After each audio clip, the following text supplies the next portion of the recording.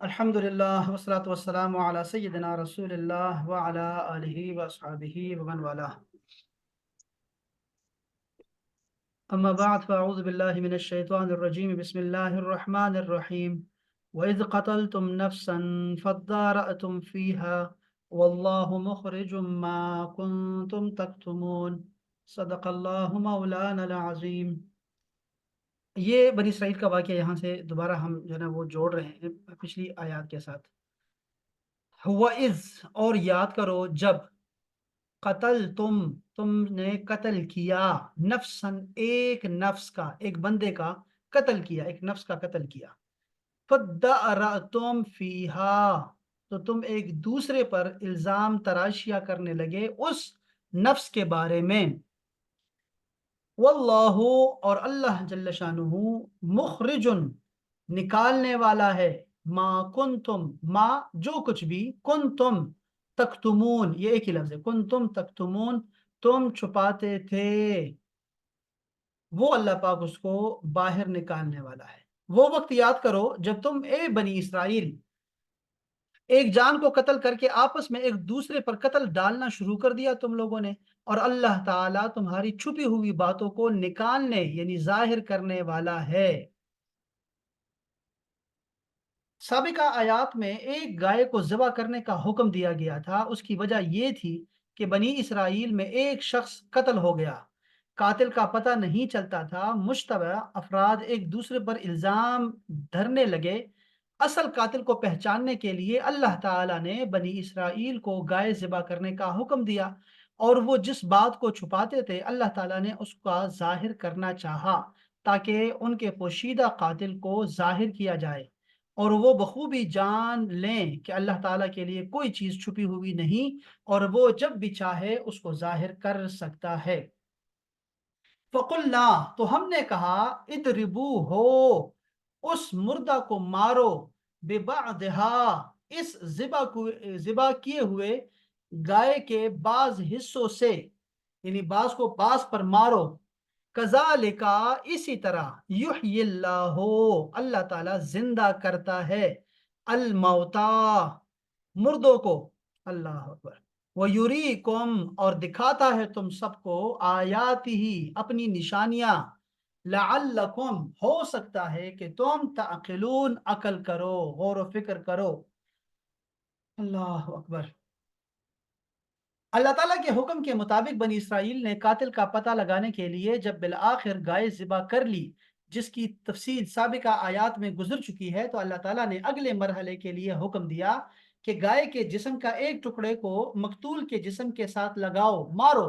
जब गोश्त के एक टुकड़े को मकतूल के साथ लगाया गया तो वो जिंदा हो गया और उसने बोल कर कहा कि मुझे फला आदमी ने कत्ल किया है।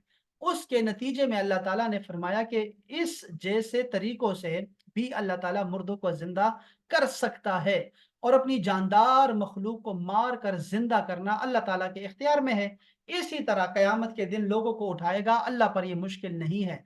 अल्लाह ताला तुम इंसानों को अपनी कुदरत के नज़ारे दिखाता रहता है ताकि तुम अपनी अकल से काम लेकर अल्लाह ताला के अहकाम को तस्लीम करके कामयाबी पाओ।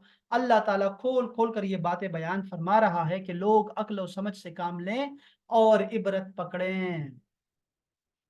सुम्मा अब ये जरा सुनने वाला है कि सुम्मा कसत फिर उसके बाद सख्त हो गए कुलूबुकुम तुम्हारे दिल मिन बाद ज़ालिका इस वाक़ये के बाद। फहिया बस ये दिल जो तुम्हारे थे कल हिजारते ये पत्थर जैसे हो गए औ अशद्दु कस्वाह या फिर इससे भी शदीद सख्त पत्थर से भी ज्यादा शदीद सख्त अंदाजा करें। व इन्ना और बेशक मिनल हिजारती पत्थरों में से ही कुछ ऐसे हैं लमा यतफज्जरु मिनहु कि उससे फूट बहती हैं उससे अल अनहार नहरें ऐसे पत्थर हैं जिनसे नहरें रवां हो जाती हैं। व इन मिनहा और इनमें से बाज ऐसे हैं लमा यकीनन जो यशक्को फट जाते हैं फयखरुजु मिनहुल मा तो उससे पानी निकलता है। ऐसे पत्थर भी हैं चश्मे निकल पड़ते हैं। एक तो यह है कि दरिया निकल रहे हैं, एक ये है कि चश्मे निकल पड़ते हैं। ऐसे भी पत्थर हैं, ये दर्जे हैं उनके पत्थरों के। वइन मिनहा और इनमें से ही पत्थरों में से बाज ऐसे भी हैं लमा यहबितु, कि यकीनन वो गिर पड़ते हैं, मिन खशियतिल्लाह, अल्लाह के डर से। वमल्लाहु, और नहीं है अल्लाह ताला, बेगाफिलिन, गाफिल, अम्मा तामलून, जो कुछ तुम करते हो, इससे गाफिल नहीं है। अल्लाह अकबर।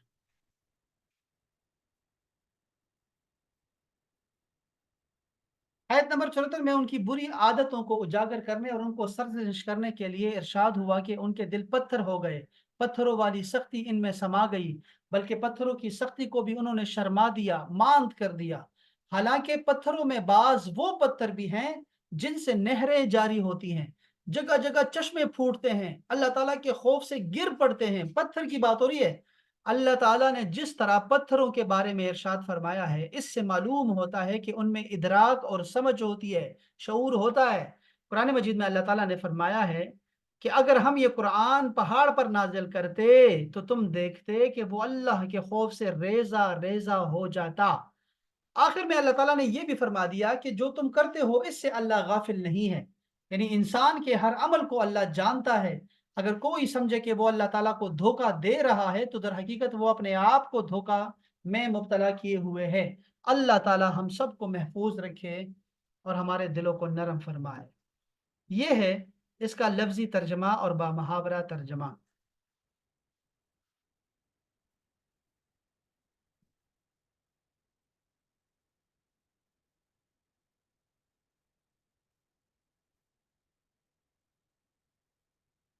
दिल की सख्ती का अंजाम।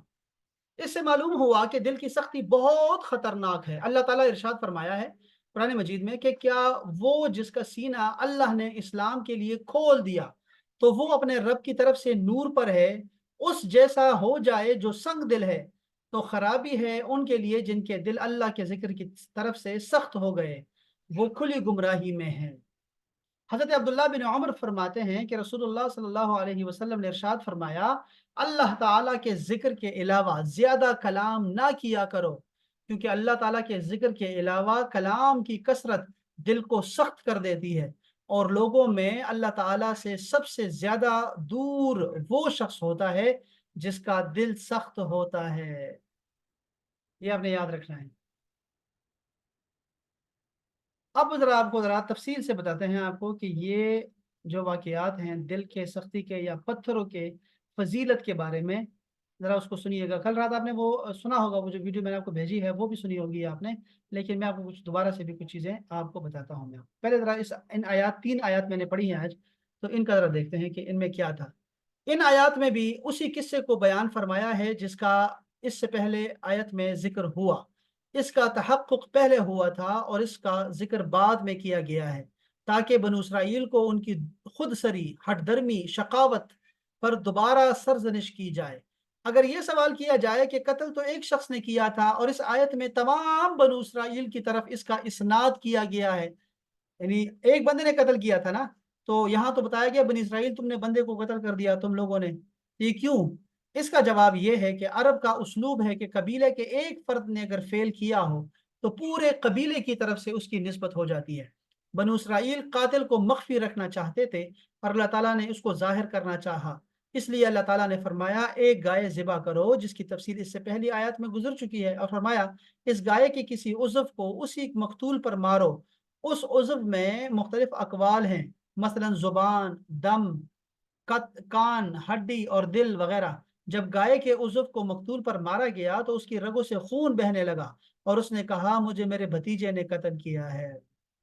ठीक हो गया। अच्छा, यहाँ मेरे जहन में एक बात आ रही है, पता नहीं बार बार आ रही है, पता नहीं, यहाँ इस पे हम देखेंगे बाद इंशाल्लाह, शायद आने वाला वक्त इसको शायद साबित कर दे कि यहाँ से एक हमें स्पेशल एक गाय बताई गई कि उस खास जो गाय है उसको ज़िबा करके उसका कोई उज़व था, वो कौन सा उज़व था ये हमें नहीं पता कि कौन सा उज़व था उसका, लेकिन वो निकाल के इस मुर्दे को मारा गया तो वो कुछ देर के लिए जिंदा हुआ और उसने अपने कातिल का बता दिया उसने। ठीक है। अब मैं समझता हूँ, जो मेरे जहन में भी बात आ रही है, अभी अभी हमने देखा नहीं है, कहीं पढ़ा नहीं है ना, इस वजह से इसको छोड़ रहे हैं, लेकिन वैसे बताना चाह रहा हूँ मैं आपको कि इससे मुराद जैसे हमारे यहाँ एक शख्स जो मर जाता है बाकायदा से, یعنی کہ مر کا مطلب یہ ہے کہ اس کا دل ختم ہو چکا ہے، یا گردہ اس کا ختم ہو چکا ہے، یا اس کا کچھ اور ایسا عضو ہے جو ختم ہو چکا ہے، لیکن ہم اس کو جو ہے وہ ٹرانسپلانٹ کرتے ہیں اس کے ساتھ، دوسرے کے ساتھ، اور وہ کچھ زندگی اور بسر کرتا ہے ہمارے ساتھ، اس کی عمر بڑھ جاتی ہے آگے سے۔ تو ہو سکتا ہے کہ چونکہ یہ جو پچھلی امتیں گزری ہے نا، ان کے پاس ٹیکنالوجی بہت آگے کی تھی، بہت آگے کی، یعنی ہم ابھی تک وہاں نہیں پہنچے جو ان کے پاس ٹیکنالوجی تھی، ہم لوگ ابھی نہیں پہنچے وہاں تک، ٹھیک ہے؟ صحیح تو بات، اس کی بہت صحیح ساری بات. مثالیں ہیں، بہت ساری مثالیں ہو سکتی ہیں۔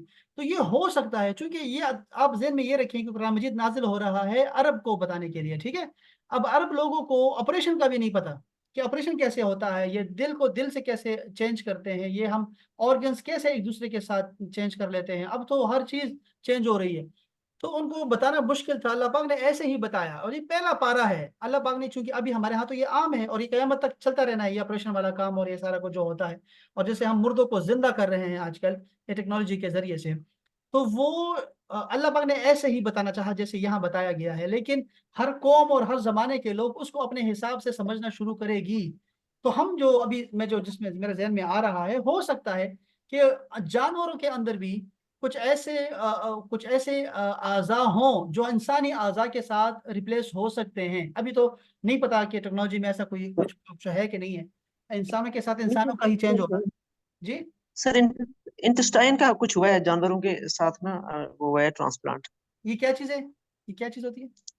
انٹسٹائن جو انتڑی ہوتی ہے نا ہمارے ادھر انتڑیا؟ ایک پیشنٹ ہاں، تھا. اچھا ہاں، اچھا ان اچھا کو اس کو انتڑیوں کا کینسر تھا. تو اچھا اس کے یہ سرجری ہوئی تھی، اس میں نا وہ شاید بکری کا یا بکرے کا کچھ حصہ انٹسٹائن کا اس کو لگایا تھا، اور کچھ عرصہ وہ ٹھیک رہے. ہاں جی، لیکن ظاہر ہے یہاں بھی دیکھو تفسیر آپ کو نا اشارے دیں گی اپنی چیزوں پہ، ٹھیک ہے؟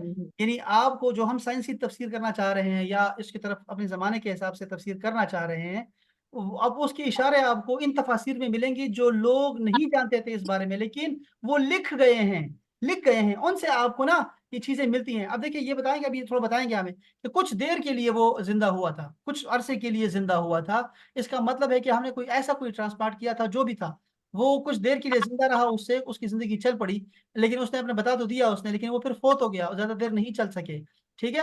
اور دوسرا یہ کہ کون سا عضو تھا وہ اللہ نے بیان ہی نہیں کیا کہ کون سا باز کا باز ہے وہ، چونکہ اب عرب لوگوں کو بتانا کہ دل نکال کے ہم دوسرا دل لگا سکتے ہیں، کون مانے گا اس بات کو؟ اور ہم ان کو بتائیں کہ بھی یہاں سے آپ کے اندر ایک پتا ہوتا ہے، اور اندر جو ہے وہ پنکریاس ہوتا ہے، جو بھی چیزیں ہوتی ہیں اس کو ہم چینج کر سکتے ہیں، اور گردہ چینج کر سکتے ہیں۔ تو اللہ پاک نے ایسے ہی بیان کیا، یہ اللہ تعالیٰ کی بیان کی خوبصورتی ہے کہ ہر زمانے میں جو لوگ ہیں، اللہ پاک نے علماء کرام کو اللہ پاک نے جو ہے نا یہ فہم دیا ہوتا ہے، فراست دی ہوتی ہے، اس لیے تفسیر میں جو ہے نا یہ اسپیشلی ایک ہوتا ہے کہ آپ کے ساتھ آپ کی عبادت کا نور ہو، جسے آپ قرآن مجید کو پڑھ رہے ہوں، اور آپ کے لیے آیات، یہ ساری تشریحات، یہ تفاسیر کھلتی جائیں، خود بخود کھلتی جائیں چیزیں۔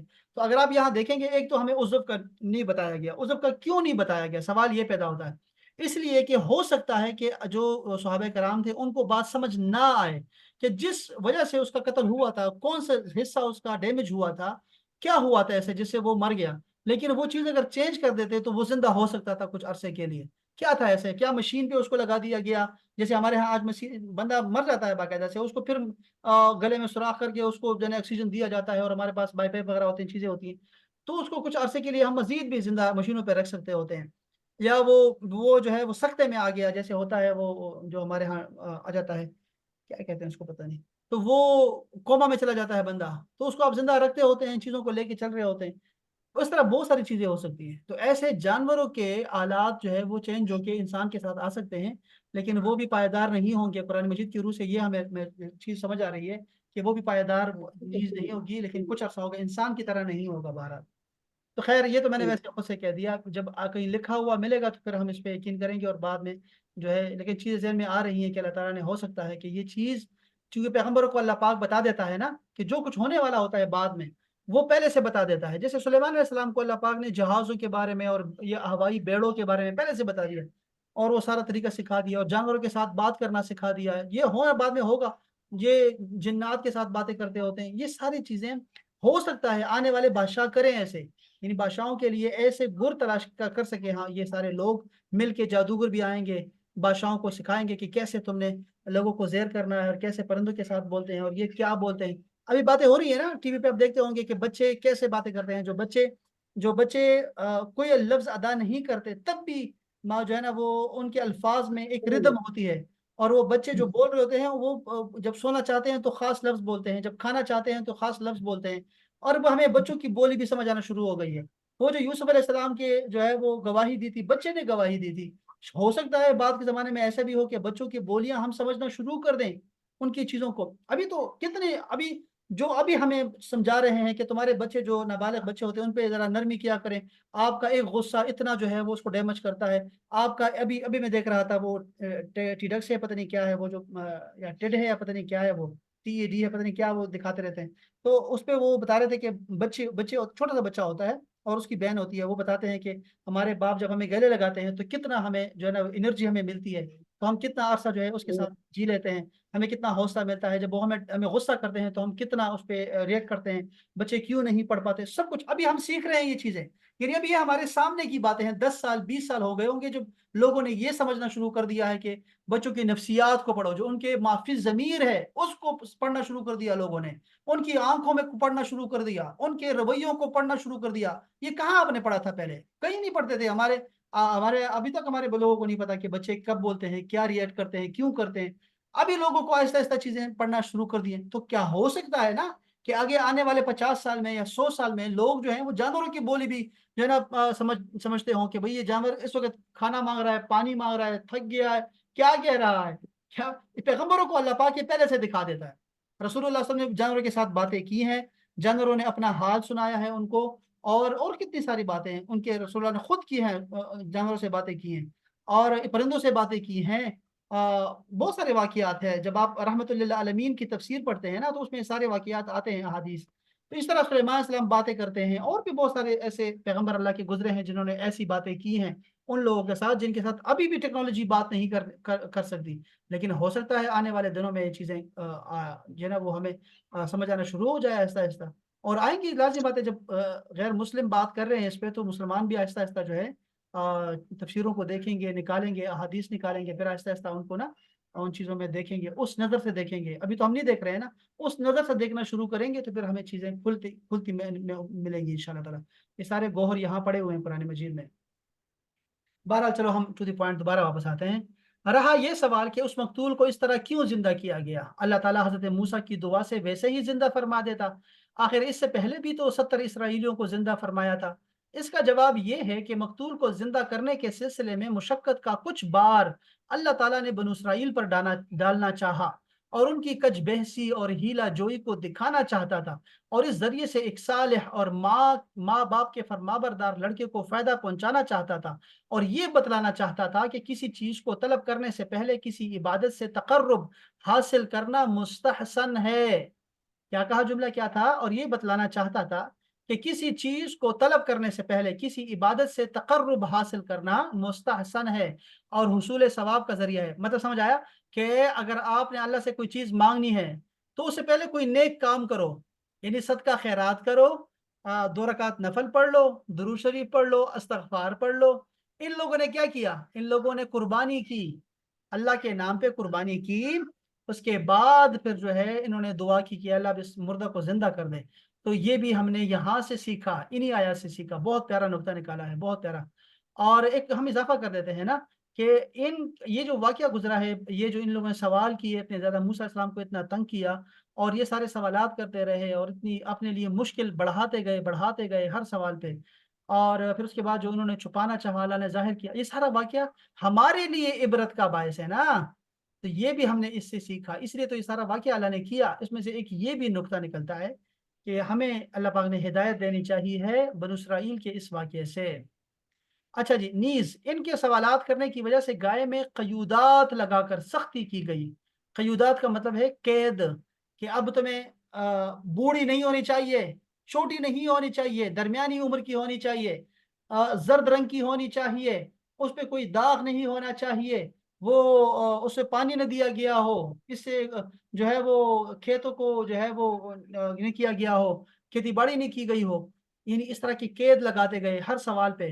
تو یہ ہم نے سیکھا کہ دوسروں کے لیے عبرت ہے کہ اللہ کے حکم میں حیل اور حجت کے بغیر عمل کرنا چاہیے، اور یہ کہ اللہ کے حکم سے جو جانور ذبح کیا جائے وہ بہت قیمتی ہو، صحیح سالم ہو، بے داغ ہو، حسین و جمیل ہو، طاقتور ہو، جوان ہو، اور اسی میں فقہی مسئلہ یہ ہے کہ قاتل مقتول کا وارث نہیں ہو سکتا، قاتل مقتول کا وارث نہیں ہو سکتا۔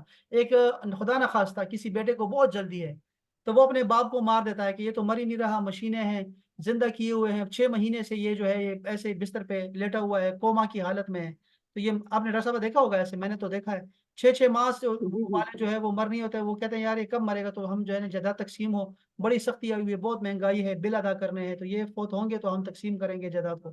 تو قاتل اگر اپنے باپ کو خدا نخواستہ اللہ نہ کرے ایسے قتل کرے تو وہ قاتل جو ہوگا وہ وراثت نہیں پائے گا۔ لیکن اگر عادل نے باغی کو قتل کیا یا کسی حملہ آور کو مدافعت میں قتل کیا تو وہ اس قاعدے سے مستثنا ہوں گے۔ یہ شہید ہوتے ہیں، اگر ڈاکو آپ کے گھر میں آ گئے تو آپ مار سکتے ہیں، ٹھیک ہے جی، باغی آ گئے تو آپ مار سکتے ہیں، یہ سارے قتل جو ہیں یہ انصاف والے قتل ہیں۔ اسی طرح بس پھر یہ سارا ہم نے سیکھا کہ اسی طرح اللہ تعالیٰ مردوں کو قیامت کے دن زندہ فرمائے گا، اور پتہ نہیں اس سے بھی شاید اللہ پاک کے پاس طریقے ہیں، بے شمار طریقے ہیں۔ ہر چند کے یہ آیت بنو اسرائیل سے خطاب کے سلسلے میں ہے، لیکن اس میں ان لوگوں کی تعرید ہے جو نبی کریم صلی اللہ علیہ وآلہ وسلم کے زمانے میں مر کر دوبارہ جی اٹھنے کا انکار کرتے تھے۔ پھر اللہ تعالیٰ نے کیا فرمایا کہ اس کے بعد تمہارے دل سخت ہو گئے۔ اب یہ میں پڑھوں کہ نہ پڑھوں، یہ دل سخت ہونے والی بات سے نا یہاں سے وہ جو میں پتھروں کے بارے میں بتانا چاہ رہا تھا وہ یہاں سے ہے کہ اس میں مردہ کو زندہ کرنے کی طرف اشارہ ہے، یا اس کے کلام کرنے کی طرف اشارہ ہے، یا اس سے پہلے جن نشانیوں کا ذکر ہوا ان کی طرف اشارہ ہے، یعنی پتھر سے پانی کے چشموں کا جاری کرنا، واہ سبحان اللہ، اور ان پر پہاڑ معلق کر دینا، یا ہفتے کے دن شکار کرنے والوں کو بندر اور خنزیر بنا دینا، ان نشانیوں کو دیکھنے کے بعد ان کے دل کی سختی کا یہ عالم تھا کہ جب مقتول نے زندہ ہو کر بتایا کہ فلاں شخص اس کا قاتل ہے تو انہوں نے کہا یہ جھوٹ ہے۔ علاوہ ازیں ان نشانیوں کے دیکھنے کے باوجود اپنی ہٹ درمی اور نافرمانیوں سے باز نہیں آئے۔ اچھا یہ بھی تو ہو سکتا ہے کہ فنگر پرنٹس کا جو تصور ہے کہ قاتل کا جس نے اس کا گلا دبایا ہو یا جس نے اس کو مارا ہو، فنگر پرنٹس بھی ہو سکتے ہیں کہ کسی طریقے سے جو ہے نا لیے گئے ہوں۔ طریقے ہیں، بہت سارے طریقے ہیں نا ہمارے پاس، یہ جتنے طریقے ہیں یہ سارے نکلتے جائیں گے۔ یہ فنگر پرنٹس کا جو ہے نا، فنگر پرنٹس ہمارے یہ سب کے الگ الگ ہیں۔ آپ کیا سمجھتے ہیں یہ اتنی معمولی بات ہے کیا کہ ہر انسان کے فنگر پرنٹس الگ الگ ہیں؟ تو اس کا ذکر قرآن میں نہیں ہوگا، سورہ یاسین میں اللہ پاک نے اس کا ذکر کیا ہوا ہے۔ تو یہ جو جی جی گور ہوتے ہیں یہ باقاعدہ سے ہو سکتا ہے کہ کوئی چربی ہو یا ایسا کچھ بھی تو ہو سکتا ہے۔ اب میں کیا بتاؤں، چونکہ ہم اس دور میں ہیں نہیں کہ جس دور میں یہ لوگ تھے، پتہ نہیں وہ کس نوعیت کے تھے، شاید آنے والا زمانہ اس کو ثابت کرے کہ کیسے جو ہے اس کو زندہ کیا۔ ہو سکتا ہے فنگر پرنٹس اس کے نکل آئے ہوں اور اسی کو قاتل کو بھی کہا گیا بھی سارے اس پہ ہاتھ لگائیں، کچھ بھی ہو سکتا ہے۔ تو بہرحال اللہ پاک نے ان کو زندہ کیا، لیکن ان کے لیے یہ چیز اس وقت بھی جو ہے نا وہ تردید کے تھی، وہ اس وقت بھی انکار کر رہے تھے اس بات کا کہ نہیں نہیں یہ جھوٹ بات ہے، یہ کیسے ہو سکتا ہے، یہ کیسے ہو سکتا ہے۔ تو اللہ پاک نے فرمایا کہ اور بے شک اس کے بعد جو ہے نا تمہارے دل پتھروں سے بھی زیادہ سخت ہو گئے، یعنی اتنے معجزے دکھانے کے بعد بھی، اتنا پروسیس کروانے کے بعد بھی تمہارے دل جو ہیں وہ ایسے ہیں جیسے مطلب پتھر اور پتھر سے بھی زیادہ۔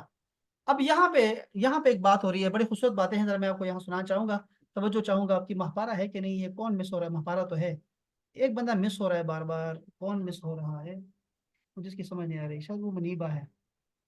اچھا یہاں بات سمجھیے گا ذرا، اس آیت میں اثر پذیری کے اعتبار سے پتھروں کی 3 قسمیں بتائی گئی ہیں۔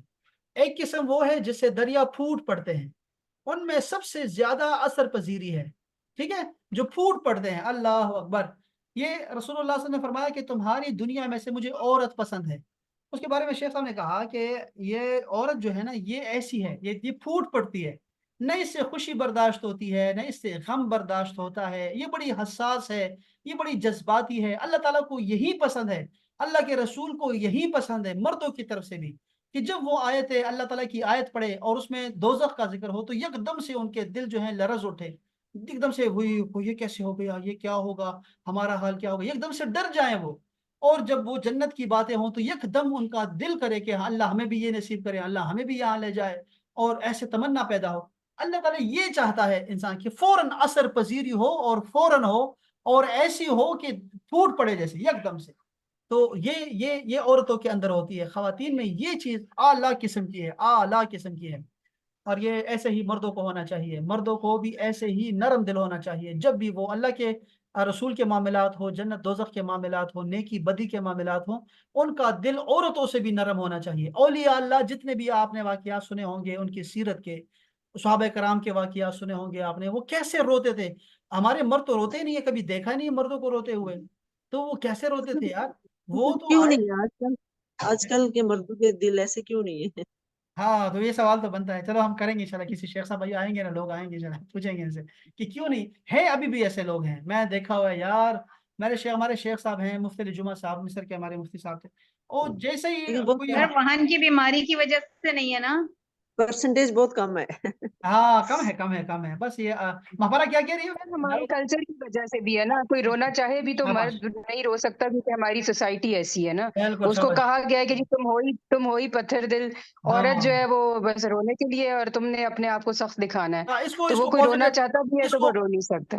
اس کو پازیٹیو بھی ہم لکھ سکتے ہیں کہ مرد اگر روتا ہے نا تو پورا گھر پہ جو ہے ڈپریس ہو جاتا ہے، سارا گھر وہ مضبوط رہتا ہے، تو اپنے گھر کو سنبھالتا ہے وہ، یعنی اس کی دل کی مضبوطی جو ہے نا وہ اپنے گھر والوں کو احساس جو ہے دیتی ہے، کہ حفاظت کا احساس دیتی ہے، تحفظ میں ہیں ہم لوگ، ہمارے جو ہے نا باپ بڑے بہادر ہیں، کہ وہ بہادر نہیں ہوتے لیکن وہ اپنے بچوں کے سامنے، گھر والوں کے سامنے بہادر دکھائی دیتے ہیں کہ وہ ہیں بہادر، تو وہ اس وجہ سے بھی ایک لیکن وہن کی بیماری کی وجہ سے بھی تو ہے ایسا، یہ کیونکہ وہن، دنیا کی محبت اتنی زیادہ آ گئی ہے، ہاں تو مرنے کا خوف ختم ہو گیا ہے اللہ کے ہاں، سامنے جانے کا، تو رونا اب آتا ہی یہ نہیں۔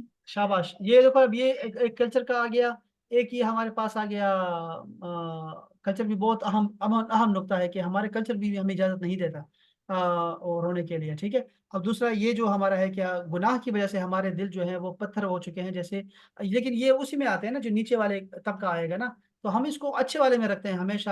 ایسے لوگ ہیں، مردوں میں بھی ایسے ہیں، خواتین میں بھی ایسی ہیں، بعض خواتین ایسی ہیں واللہ میں بتاؤں آپ کو کہ مجھے تو خواتین سے بڑی محبت ہے، میری فیملی والوں کو ابھی تک نہیں پتا چلا کہ میں خواتین کے اگینسٹ جا رہا ہوں یا میں ان کے حامی ہوں۔ یہ کیسے ہو سکتا ہے کہ میں ایک ہی دن میں خواتین کی تعریفیں ایسے کرتا ہوں کہ میں ان کو آسمان پہ پہنچا دیتا ہوں، اور ایک ہی دن میں عورتوں کی اتنی برائی کرتا ہوں کہ وہ جو ہے وہ کہتی ہیں یہ کیا کر رہے ہیں، اتنا ڈانٹتے ہیں، اتنا ڈانٹتے ہیں، فیملی کی بتا رہا ہوں میں آپ کو۔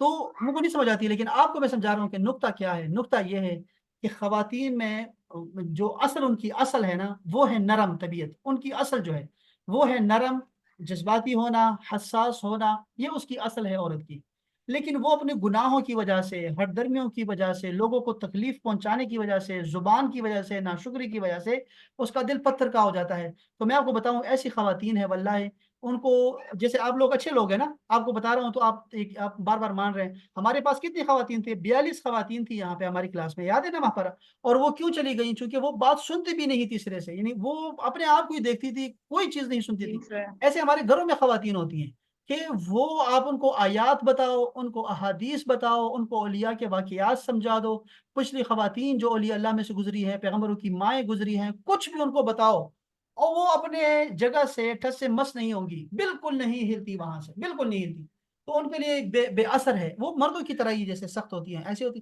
لیکن کچھ ہم مرد ہم دیکھتے ہیں ابھی مسجد میں ہوں گے تو میں واقعہ شروع کرتا ہوں تو میرا دل خود نرم ہے وہ، میں تو آپ کو لگے گا جیسے بڑا بڑا سخت قسم کا ہوں، لیکن وہ شاید یہ قرآن حدیث پڑھنے کی وجہ سے ایسے ہوتا ہے کہ جب ہم کوئی تقریر وغیرہ شروع کرتے ہیں تو جب بھی واقعات آتے ہیں تو وہ فوراً جو ہے وہ ہمارے آنسو جو ہے نا رواں شروع ہو جاتے ہیں، آنسو نکلتے ہیں ہمارے، تو جو سامنے لوگ بیٹھے ہوں گے نا آپ یقین کریں کہ وہ سب رو رہے ہوتے ہیں، یعنی سامنے جو لوگ بیٹھے ہوتے ہیں ان کی آنکھوں سے بھی وہی آنسو ہوتے ہیں، تھوڑی تھوڑی بات پہ جو ہے نا رونا شروع کر دیتے ہیں، اور اتنے سخت دل ہوتے ہیں وہ کسی کو، لیکن وہ بھی رونا شروع کر دیتے ہیں، سارے روتے، تو مردوں میں بھی ہے، عورتوں میں بھی ہے، لیکن اثر وہی ہے کہ ہم اس کو پتھروں کے حساب سے ہی دیکھ لیں آپ کہ اللہ پاک نے کیسی خوبصورت مثال دی ہے ایک ہی آیت میں، اور پھر فرمایا کہ مجھے پتا ہے ہر ایک کا، مجھے پتا ہے اللہ پاک سے کوئی بات آپ کی چھپی نہیں ہے، تمہاری بات ہے کوئی نہیں چھپی۔ تو ایک ان میں سے چلو ایک قسم آ گئی ہمارے پاس کہ جس سے دریا پھوٹتے ہیں، دریا بہت زیادہ پانی ہوتا ہے، ان میں سب سے زیادہ اثر پذیری ہوتی ہے۔ دوسری قسم میں اس سے کم اثر پذیری ہے، جس سے پانی نکل آتا ہے لیکن سب سے کم اثر پذیری، اچھا پانی نکل آتا ہے لیکن چشمے روا ہوتے ہیں، کہاں دریا نکلتے ہیں اور کہاں چشمے نکلتے ہیں، اور پھر اس کے بعد کیا ہوتا ہے، اس کے بعد ان پتھروں میں وہ بھی ہیں جو خوف خدا سے گر پڑتے ہیں، اس سے پانی نہیں نکلتا، چشمے نہیں نکلتے، وہ لوگوں کو سیراب نہیں کر پاتے۔ ایک تو یہ نا کہ آپ کے دل میں جو گرمائش ہے، حرارت ہے ایمان کی، اور تمہارا جو ذوق ایمان ہے اس سے دوسرے کا دل بھی جو ہے پگھل جائے، اور تمہارا جو نور ہے تمہارے دل کے اندر، اس نور سے دوسرے بندے کا جو ہے دل بھی منور ہو جائے، یعنی تمہارے دل سے اس کے دل تک جو ہے ایک پوری دریا نکل جائے اور وہاں جائے، اس کی طرف چلا جائے، اور وہ جو ہے نا وہ بھی وہی چیز محسوس کرے جو تم محسوس کر رہے ہو، یا پھر اس سے کم ہو، چشمے ہو، تھوڑا سا تو اس کو احساس ہو، وہ آپ کے ساتھ چلے، وہ اس پہ بھی اثر ہو۔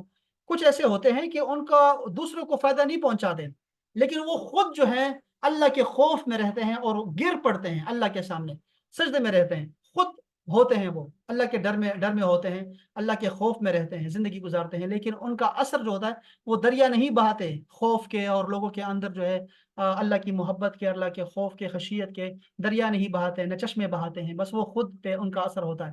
تو یہ تینوں اچھے ہیں، یہ تینوں اچھے ہیں۔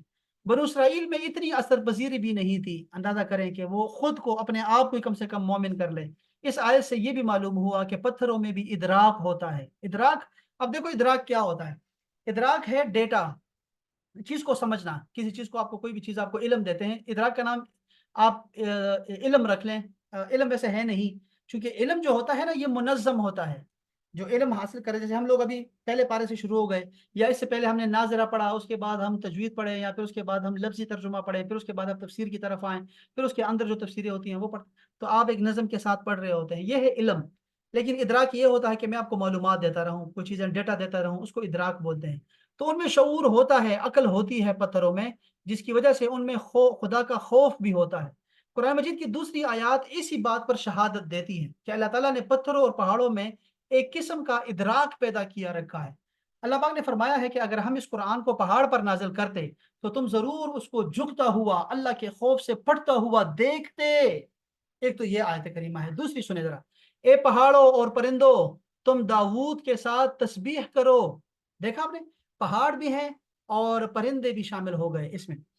امام بخاری روایت کرتے ہیں کہ حضرت عبداللہ ابن عباس، حضرت انس روایت کرتے ہیں، دیکھیں دو صحابہ بتا رہے ہیں کہ نبی کریم صلی اللہ علیہ وسلم نے احد پہاڑ کے متعلق فرمایا، احد پہاڑ ہم سے محبت کرتا ہے اور ہم اس سے محبت کرتے ہیں۔ یہ دیکھا نا بخاری شریف۔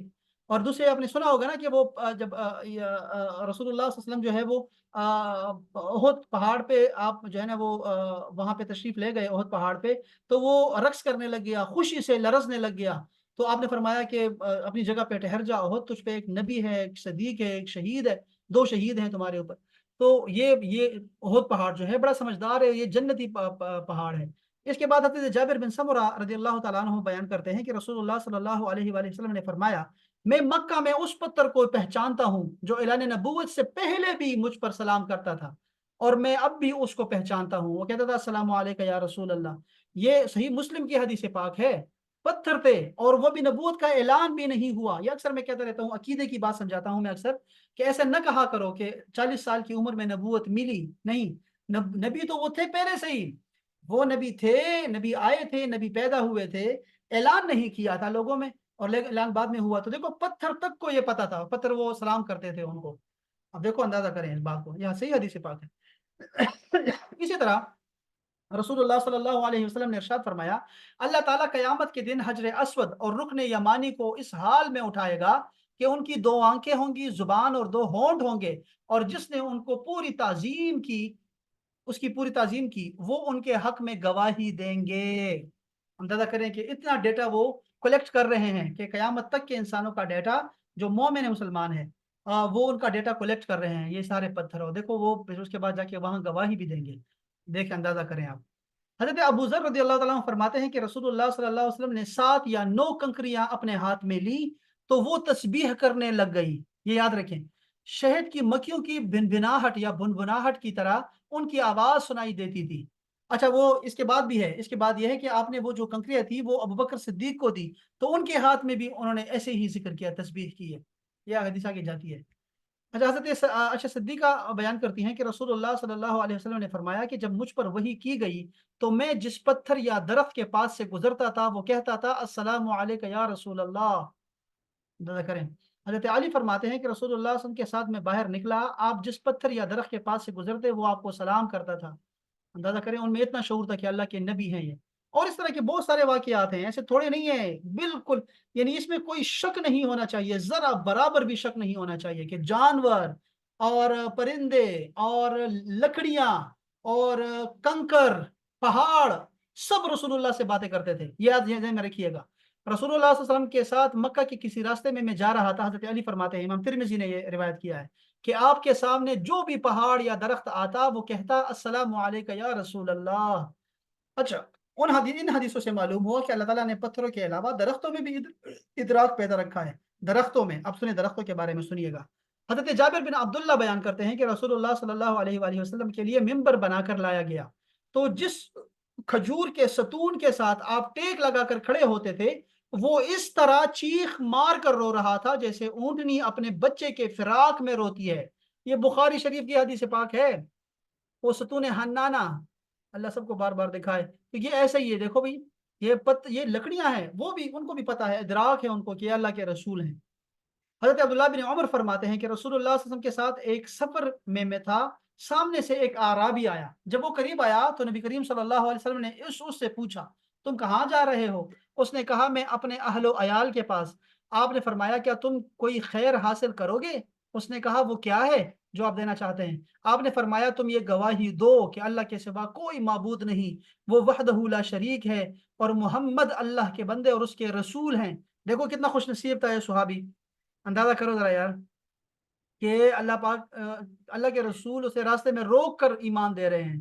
یار کیا یہ ایسے صحابہ کے واقعات سنتا ہوں حیران ہوتا ہوں یار. آپ دیکھیں نا ذرا, وہ جو صحابی ہیں حضرت عدس, وہ جو ادھر تھے عداس, وہ جو طائف کے, جب آپ طائف گئے ہیں اور سارے لوگوں نے آپ کو پتھر مارے, لیکن وہ ایک بندہ مومن ہو گیا, اور وہ حضرت عداس تھے. کہ یار دیکھو, اندازہ کرو, ایک غلام ہے اور اس کی اتنی قسمت کہ اللہ کے رسول خود چل کر آئے اس کو ایمان دینے کے لیے. اور یہ دیکھو عرابی ہے, راستے میں ہے, اور اس کو اللہ کے رسول جو ہے وہ ایمان دے رہے ہیں کہ یہ گواہی دے دو, کلمہ پڑھ لو. اس نے کہا, آپ کے اس قول پر کون گواہ ہے؟ آپ نے فرمایا, یہ درخت. وہ درخت وادی کے کنارے میں تھا. رسول اللہ صلی اللہ علیہ وسلم نے اس درخت کو بلایا تو وہ زمین کو پھاڑتا ہوا رسول اللہ صلی اللہ علیہ وسلم کے سامنے کھڑا ہو گیا. آپ نے اس سے 3 مرتبہ اپنی رسالت پر شہادت طلب کی, اور اس نے اسی طرح شہادت دی جس طرح آپ نے کلمہ شہادت پڑھا تھا. پھر وہ درخت اپنی جگہ واپس چلا گیا. وہ عرابی اپنے قوم کی طرف چلا گیا, اور اس نے کہا, اگر قوم نے میری بات مان لی تو میں ان کو لے کر آؤں گا, ورنہ خود حاضر ہوں گا. سبحان اللہ تعالی, سبحان اللہ, اللہ اکبر. جانوروں کو بھی رسول اللہ صلی اللہ علیہ وسلم کی نبوت کا ادراک تھا. حضرت عمر بن الخطاب رضی اللہ تعالی عنہ بیان کرتے ہیں کہ رسول اللہ صلی اللہ علیہ وسلم نے اپنے اصحاب کے ساتھ ایک محفل میں بیٹھے ہوئے تھے. اتنے میں بنو سلیم کا ایک اعرابی آیا. اس نے ایک گوہ شکار کر کے اپنے آستین میں رکھی ہوئی تھی, وہ جو بڑی چپکلی ہوتی ہے. اس نے جب یہ جماعت دیکھی تو لوگوں سے پوچھا, اس جماعت کا امیر کون ہے؟ لوگوں نے بتایا کہ وہ شخص ہے جو نبی, خود کو نبی گمان کرتے ہیں. وہ رسول اللہ صلی اللہ علیہ وسلم کے پاس آ کر کہنے لگا, اے محمد, تم سے بڑھ کر جھوٹا کوئی نہیں ہے, اور میرے نزدیک تم سے بڑھ کر مبغوض کوئی نہیں ہے, یعنی جس سے بغض رکھا جائے, اتنا اور کوئی نہیں ہے. اور اگر مجھے یہ خیال نہ ہوتا کہ میری قوم مجھ کو جلد باز کہے گی تو میں تم کو قتل کر دیتا. اس پر سب لوگ خوش ہوتے. حضرت عمر نے کہا, یا رسول اللہ, مجھ کو اجازت دے کہ میں اس کو قتل کر دوں. رسول اللہ نے فرمایا, تم کو معلوم نہیں ہے کہ نبی بردبار ہوتے ہیں, برداشت کرنے والے ہوتے ہیں, حلیم متبع ہوتے ہیں. اس عرابی نے کہا, اگر یہ گوہ آپ پر ایمان لے آئے تو لات اور عزا کی قسم میں آپ پر ایمان لے آؤں گا. اور اس نے آستین سے گو نکال کر رسول اللہ کے سامنے پھینک دی. اس دن میں یہ حدیث بتانے لگا تھا آپ کو. رسول اللہ صلی اللہ علیہ وسلم نے گوہ سے کہا, اے گوہ. اس نے فصیح عربی میں کہا, اے رب العالمین کے رسول, لبیک, میں حاضر ہوں. رسول اللہ نے فرمایا, کس کی عبادت کی جاتی ہے؟ اس نے کہا, جس کا آسمان میں عرش ہے اور زمین میں اس کی سلطنت, سمندر میں جس کی سبیل ہے, جنت میں جس کی رحمت, دوزخ میں جس کا عذاب ہے. آپ نے فرمایا, اے گو, میں کون ہوں؟ اس نے کہا, آپ رب العالمین کے رسول ہیں اور خاتم النبیین ہیں. جس نے کی آپ کی تصدیق کی وہ کامیاب ہو گیا, اور جس نے آپ کی تکذیب کی وہ ناکام ہو گیا. پھر اس عرابی نے کہا, میں گواہی دیتا ہوں کہ اللہ کے سوا کوئی عبادت کا مستحق نہیں, اور میں گواہی دیتا ہوں کہ آپ اللہ کے برحق رسول ہیں. بے شک جس وقت میں آیا تھا میرے نزدیک آپ سے بڑھ کر مبغوض کوئی نہیں تھا, اور اب میرے اس نزدیک آپ سے بڑھ کر کوئی محبوب ہی نہیں ہے. یہ دیکھا آپ نے کہ جانوروں نے بھی کلمہ پڑھا اور وہ باتیں سمجھتے تھے کہ یہ اللہ کے رسول ہیں. اسی طرح ام سلمہ بیان کرتی ہے کہ رسول اللہ صلی اللہ علیہ وسلم نے صحرا میں تھے ایک دفعہ کہ کسی آواز دینے والے نے آواز دی, یا رسول اللہ. آپ نے مڑ کر دیکھا تو کوئی نظر نہیں آیا. پھر آپ متوجہ ہو گئے. ایک ہرنی بندی ہوئی تھی. اس نے کہا یا رسول اللہ میرے قریب آئیں. آپ اس کے قریب گئے اور فرمایا تمہیں کیا ہوا ہے؟ اس نے کہا اس پہاڑ میں میرے 2 بچے ہیں, آپ مجھے کھول دیں تاکہ میں جا کر دودھ پلا آؤں, پھر میں آپ کے پاس واپس آ جاؤں گی. آپ نے فرمایا تم ایسا کرو گی؟ اس نے کہا ہاں, اگر میں ایسا نہ کروں تو اللہ مجھے اس اونٹنے کے عذاب میں مبتلا کر دے جس کے بچے گم ہو گئے ہوں. آپ نے اس کو کھول دیا اور وہ گئی. جا کر اس نے اپنے بچوں کو دودھ پلایا, پھر واپس آ گئی اور آپ نے اس کو باندھ دیا. آرابی بیدار ہوا تو اس نے پوچھا یا رسول اللہ کو کوئی کام ہے؟ آپ نے فرمایا ہاں, اس ہرنی کو کھول دو. وہ چھلانگیں لگاتی ہوئی گئی اور کہہ رہی تھی میں گواہی دیتی ہوں کہ اللہ کے سوا کوئی معبود نہیں اور بے شک آپ اللہ کے رسول ہیں صلی اللہ علیہ وآلہ وسلم. بہت خوبصورت, بہت زبردست. یہ سارے واقعات ہیں جس سے ہمیں یہ جہاں یہ بات سمجھ آتی ہے کہ الحمدللہ ہم مسلمان ہیں, ہم نے کلمہ پڑھا ہوا ہے.